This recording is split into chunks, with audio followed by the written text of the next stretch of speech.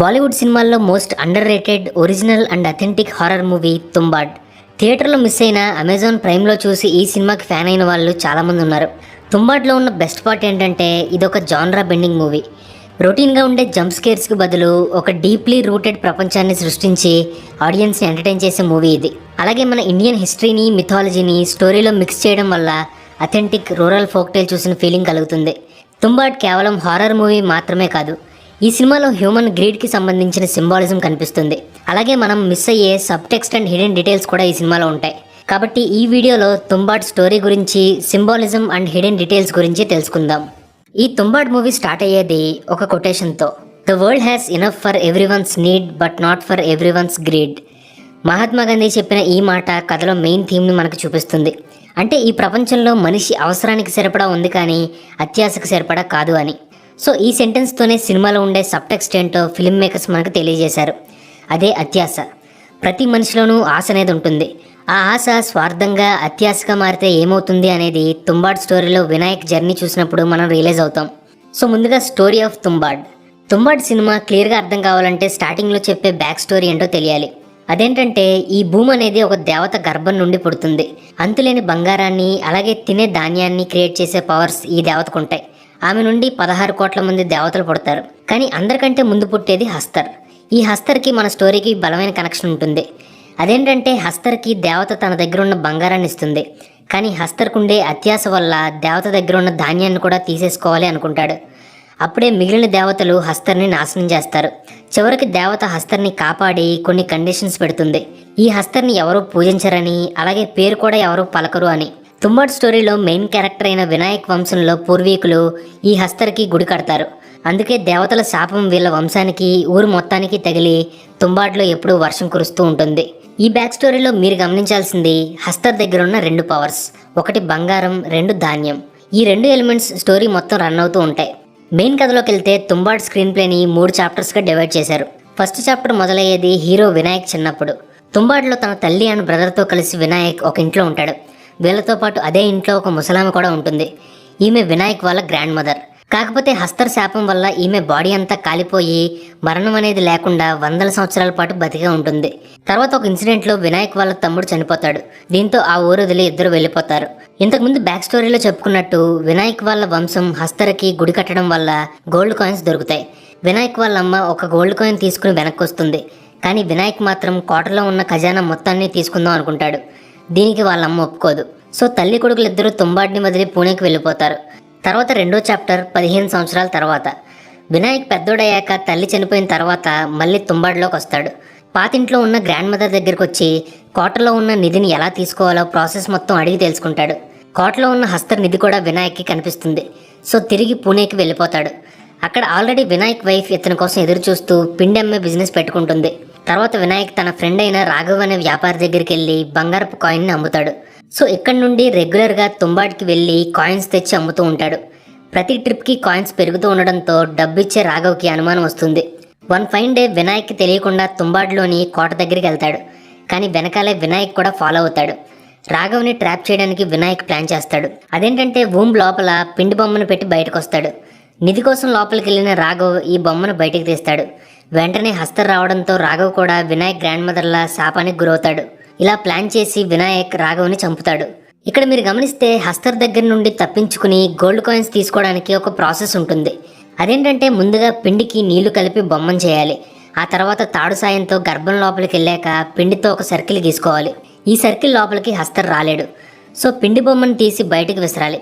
హస్తర్ ఆ బొమ్మని తింటూ ఉన్నప్పుడు అతని సంచిలో నుండి కొన్ని కాయిన్స్ బయటకు లాగి దొరికినన్ని తీసుకుని వెంటనే అక్కడి నుండి బయటపడాలి. ఈ మొత్తం ప్రాసెస్లో ఏ చిన్న తప్పు జరిగినా సరే హస్తర్ శాపం అంటుకుని బతికున్న శవంలో మారిపోతారు. ఈ రాఘవ్ క్యారెక్టర్ చనిపోయిన తర్వాత సినిమాలో లాస్ట్ పార్ట్ మొదలవుతుంది. దీనికి భారతదేశంలో అప్పుడొచ్చిన ఇండిపెండెన్స్ బ్యాక్ డ్రాప్. సో ఈ స్టేజ్లో వినాయక్ వయసులో పెద్దవాడు అవుతాడు. అతని కొడుకు పాండురంగ్ కూడా ఫ్యామిలీకి కలిసి వచ్చిన గోల్డ్ కాయిన్ బిజినెస్కి ప్రాక్టీస్ అవుతూ ఉంటాడు. ఫైనల్గా ఒకరోజు వినాయక్ తన కొడుకుతో తుంబాడ్కి వెళ్తాడు. దారిలో హస్తర్ బ్యాక్ స్టోరీ చెప్పి హస్తర్ శాపం వాళ్ళ కుటుంబానికి వరం అని గోల్డ్ కాయిన్స్ లాజిక్ చెప్తాడు.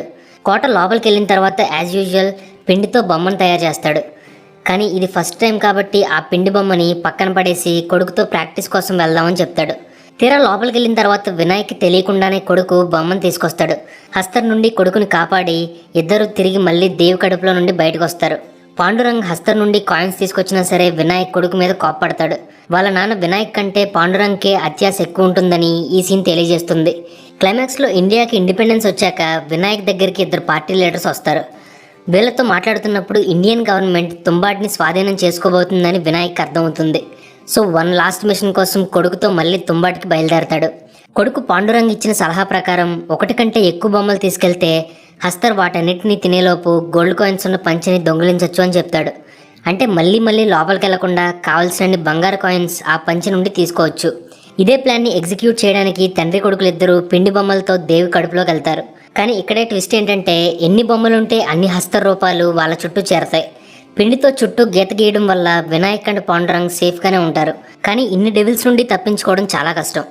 సో చివరికి తన కొడుకుని కాపాడాలంటే వినాయక్ దగ్గర ఉన్న ఒకే ఒక్క మార్గం హస్తర్ అన్నిటినీ ఎదుర్కోవడం. సో పిండి బొమ్మలన్నింటినీ తన బాడీకి కట్టుకుని తాడుతో పైకెళ్తాడు. వినాయక్తో పాటు బయటకు వచ్చిన హస్తర్ రూపాలన్నీ పిండిలా మారిపోతాయి. అంటే హస్తర్ పూర్తిగా మాయమైపోయాడని చెప్పొచ్చు. సో చివరికి పాండురంగ్ ఒక్కడే దేవి కడుపులో ఉంటాడు. బయటకు వచ్చి చూస్తే వినాయక్ పూర్తిగా కాలిపోయి శవంలో పడుంటాడు. నిజానికి హస్తర్ శాపం ప్రకారం చూస్తే వినాయక్ ప్రాణాలతోనే ఉన్నట్టు, కానీ చిన్నప్పుడు వాళ్ళ గ్రాండ్ మదర్లా బతుకున్న శవంతో సమానం. ఇక్కడే సినిమాలో క్యారెక్టర్ ఆర్క్ అనేది బయటపడుతుంది. జనరేషన్స్ నుండి అత్యాశతో బతికిన ఈ ఫ్యామిలీలో పాండురంగ్ తన తప్పు తెలుసుకుంటాడు. వినాయక్ గోల్డ్ కాయిన్స్ మూట ఇచ్చినప్పుడు తీసుకోడు. తన తండ్రితో పాటే ఆ బంగారాన్ని కూడా కాల్చేస్తాడు. చివరికి కోట తలుపు మూసే ఫ్రేమ్తో తుంబాడ్ ఎండ్ అవుతుంది. Next, sub text and philosophy of Tumbbad. జనరల్గా ఫ్యాంటసీ హారర్ మూవీస్లో సబ్ టెక్స్ట్ అనేది తక్కువగా ఉంటుంది. కానీ తుంబాడ్లో మాత్రం పైకి కనిపించే అడ్వెంచర్కి అండర్లయింగ్గా స్ట్రాంగ్ సబ్ టెక్స్ట్ కూడా ఉంటుంది. సపోజ్ సినిమాలో చూపించే 3 పార్ట్స్ని తీసుకుంటే ఈ 3 చాప్టర్స్ ఇండియన్ హిస్టరీలోని 3 డిఫరెంట్ పొలిటికల్ సినారియోస్ని రిఫ్లెక్ట్ చేస్తాయి. మొదటి చాప్టర్ 1918లో, రెండో చాప్టర్ 15 సంవత్సరాల తర్వాత, ఫైనల్గా మూడో చాప్టర్ ఇండిపెండెన్స్ వచ్చిన సంవత్సరం 1947లో జరుగుతాయి. ఇలా ఒక్కో చాప్టర్ ఇండియన్ హిస్టరీలోని ఒక్కో పొలిటికల్ స్టేట్ని రిప్రజెంట్ చేస్తుంది. మీరు గమనిస్తే ఫస్ట్ చాప్టర్లో వినాయక్ వాళ్ళ అమ్మ ఒక గోల్డ్ కాయిన్ ఉంటే చాలు అనుకుంటుంది. తర్వాత సెకండ్ జనరేషన్లో వినాయక్ హస్తర్ నుండి ఎన్ని దొరికితే అని తెచ్చుకుని అమ్ముకుంటాడు. చివరికి థర్డ్ జనరేషన్కి వచ్చేసరికి ఈ అత్యాశ ఇంకా పెరిగిపోతుంది. లాస్ట్లో వినాయక్ కొడుకు పాండురంగ్ హస్తర్ దగ్గర నుండి సంచి మొత్తం తీసుకొచ్చేద్దాం అనుకుంటాడు. అంటే గ్రీడ్ అనేది పీక్స్లోకి వెళ్ళినట్టు చెప్పొచ్చు. ఇలా ఈ సినిమాలో అత్యాశ అనేది జనరేషన్తో పాటు పెరుగుతూ ఉంటుంది. మన ఇండియన్ సొసైటీలో పొలిటికల్ ఎకానమీ కూడా ఇలాగే మారుతూ వచ్చింది. ముందు రాజుల కాలం నాటి ఫ్యూడల్ విధానం అమల్లో ఉండేది. తర్వాత బ్రిటిష్ వాళ్ళ ఇంపీరియల్ సొసైటీ ఫామ్లోకి వచ్చింది. చివరికి స్వతంత్రం తర్వాత ఇండియా క్యాపిటలిస్టిక్ సొసైటీగా మారింది. ఒక ఇంటర్వ్యూలో ఈ సినిమా రైటర్స్ వినాయక్ జర్నీని ఇండియన్ పొలిటికల్ జర్నీకి దగ్గరగా ఉండేలా డిజైన్ చేసినట్టు చెప్పారు. అలాగే తుంబాడ్లో ప్రొడక్షన్ డిజైన్ గురించి స్పెషల్గా మాట్లాడుకోవాలి. ఎందుకంటే జనరల్గా హారర్ మూవీ అనగానే పాత బంగ్లా, చీకటి ఇవన్నీ కామన్గా ఉంటాయి. కానీ తుంబాడ్ స్టాండ్అవుట్ అయ్యేది డీటెయిలింగ్లో. Suppose Vinayak character gold coins కోసం వెళ్ళే ప్లేస్ రెడ్ కలర్తో నిజంగా ఒక ప్రాణం ఉన్న మనిషి గర్భంలా డిజైన్ చేశారు. సినిమా స్టార్టింగ్లో చూపించే బ్యాక్ స్టోరీలో దేవత ధాన్యాన్ని, బంగారాన్ని 2 చేతులతో పట్టుకుని ఉంటుంది. ఒక రకంగా చూస్తే వినాయక్ వాళ్ళ వైఫ్ ఈ స్టోరీలో ధాన్యాన్ని పిండిలా మార్చే పాత్ర.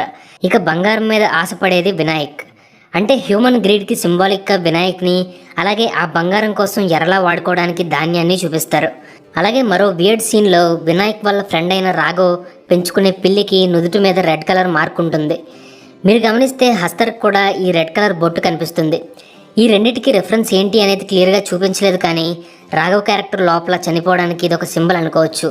తుంబాడ్లో ఈ గ్రీడ్ అనేది మేజర్ థీమ్. అదే మనుషులకుండే అత్యాశ. నిజానికి హస్తర్కుండే శాపం మనుషుల నేచర్ని రిప్రజెంట్ చేసేలా ఉంటుంది. మీరు గమనిస్తే హస్తర్ తన అత్యాశ వల్ల ఆహారాన్ని తీసుకునే శక్తి కోల్పోతాడు. తన దగ్గర ఎంత బంగారం ఉన్నా సరే ఎవరైనా పెడితే తప్ప తినడానికి కుదరదు. పిండితో గీసిన గీతను కూడా దాటలేకపోతాడు. అలాగే మనుషులు కూడా సంపద మీద ఉన్న అత్యాశ వల్ల కొన్నిసార్లు కావలసిన దాన్ని, దగ్గర వాళ్ళని పోగొట్టుకుంటారు. హ్యూమన్ కరప్షన్, గ్రీడ్ ఇవన్నీ పాపం పెరిగినట్టు పెరుగుతూ ఉంటాయని ఈ తుంబాడ్ సింబాలిక్గా చూపిస్తుంది. ఒకసారి పాత రోజుల్లోకి వెళ్ళి మన లిటరేచర్ని, కల్చర్ని అబ్జర్వ్ చేస్తే ఎన్నో గొప్ప కథలు మనకు కనిపిస్తాయి. విక్రమ్ బేతాల్ కథలు, పంచతంత్ర కథలు, వీటన్నిటిలోనూ ఫ్యాంటసీ ఎలిమెంట్స్ ఉంటాయి. అలాగే హ్యూమన్ నేచర్ని, సైకాలజీని రిఫ్లెక్ట్ చేసే లోతైన అర్థాలు కూడా ఉంటాయి. హారర్ అయినా, థ్రిల్లర్ అయినా ఏదైనా రూటెడ్ ఫ్లేవర్ ఉండటానికి, మన ఆడియన్స్కి కనెక్ట్ అవ్వడానికి ఇండియన్ మిథాలజీ పర్ఫెక్ట్గా సూట్ అవుతుంది. తుంబాడ్ మనందరికీ నచ్చడానికి కథలో ఉండే ఈ రూటెడ్ ఇండియన్ మిథాలజీ కూడా మెయిన్ రీజన్ అని చెప్పొచ్చు. ఏదేమైనా తుంబాడ్ ఖచ్చితంగా చూడాల్సిన most under rated horror movie of the decade. So ఒకవేళ ఈ సినిమాని మిస్ అయితే అమెజాన్ ప్రైమ్లో తప్పకుండా చూడండి. ఎందుకంటే బలమైన కథనాలు ఉండే హారర్ మూవీస్ చాలా రేర్గా వస్తాయి. ఇండియన్ సినిమాలో అలాంటి rare attempt Tumbbad. So film lovers, I hope you like this video. ఈ సినిమా చూశాక మీ ఫీలింగ్ ఏంటి అనేది కింద కామెంట్స్లో మాతో పంచుకోండి. Thanks for watching.